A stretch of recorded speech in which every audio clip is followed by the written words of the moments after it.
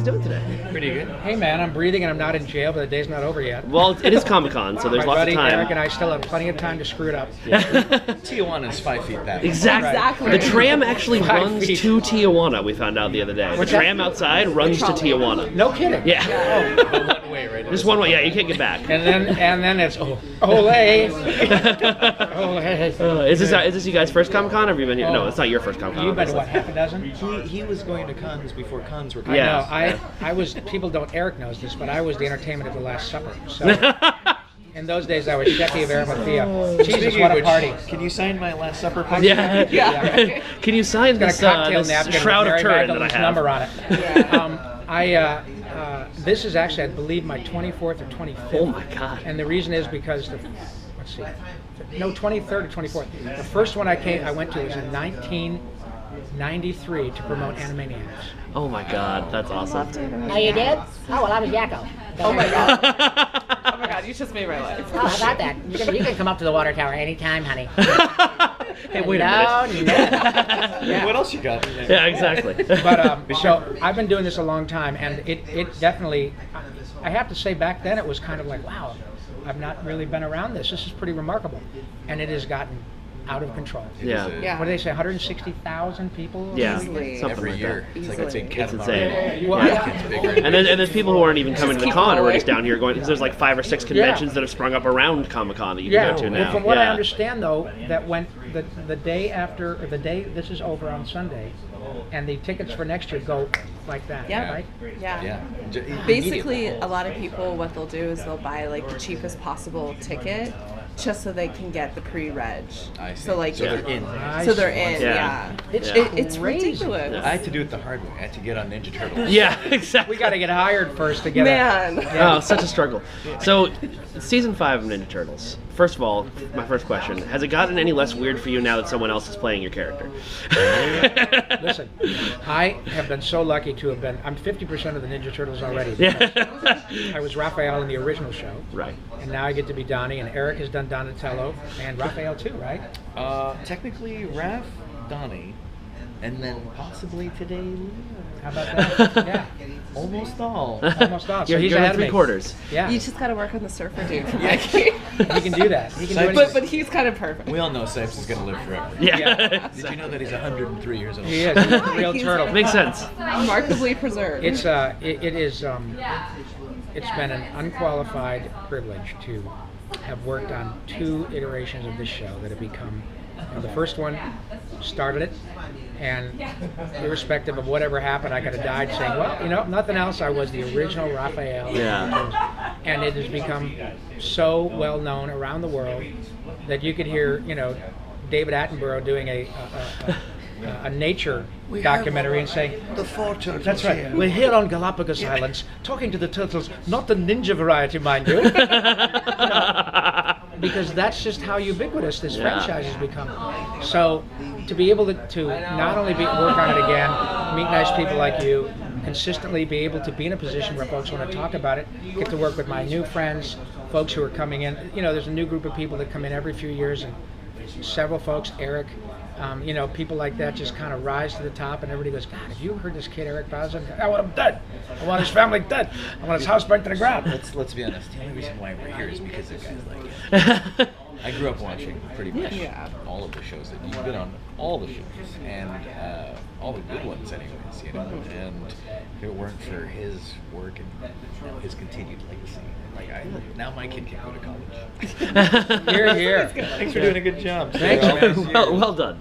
No, it is the greatest, and you got to meet those guys. Everybody's so delightful, and it's all about fun. But as you were saying to somebody else, it ends up on the screen. It's a great looking show. Yeah, My it really God. is. And we have so many people your age who have been watching the show, this version, since it started airing.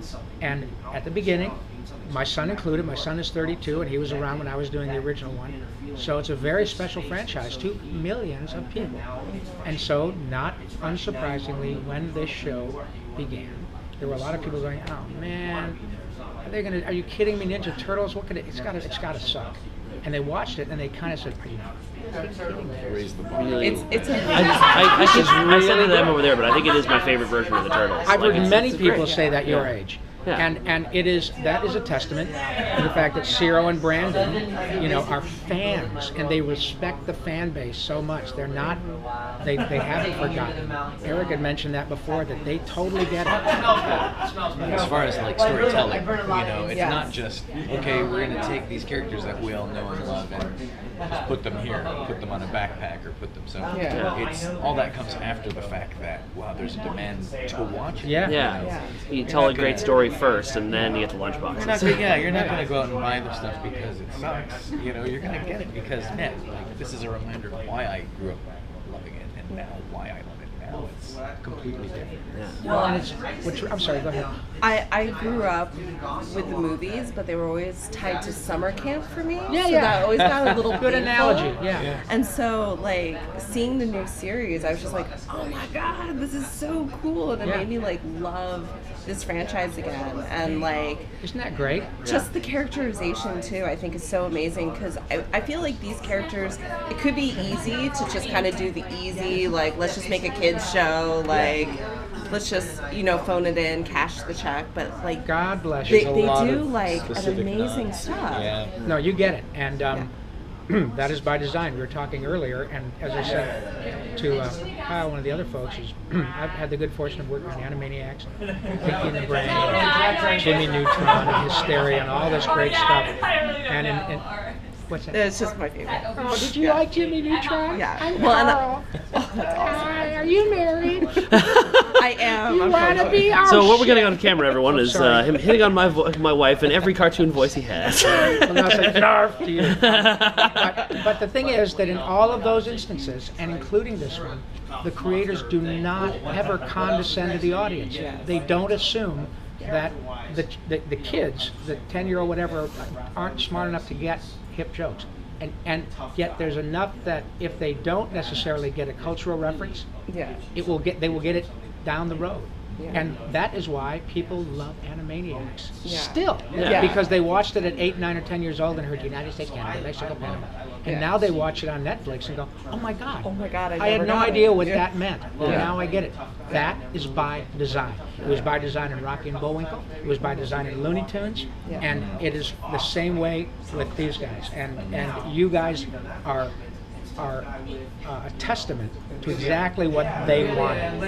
So that's great. And I know I don't want to veer it away from Turtles, but if there is one show, if I could get down and pray to the animation gods to bring back, it would be Animaniacs. Oh, thank you, buddy. From your lip to God's checkbook. I just want to see them take down the Kardashians. That's all. Wouldn't that be fun? You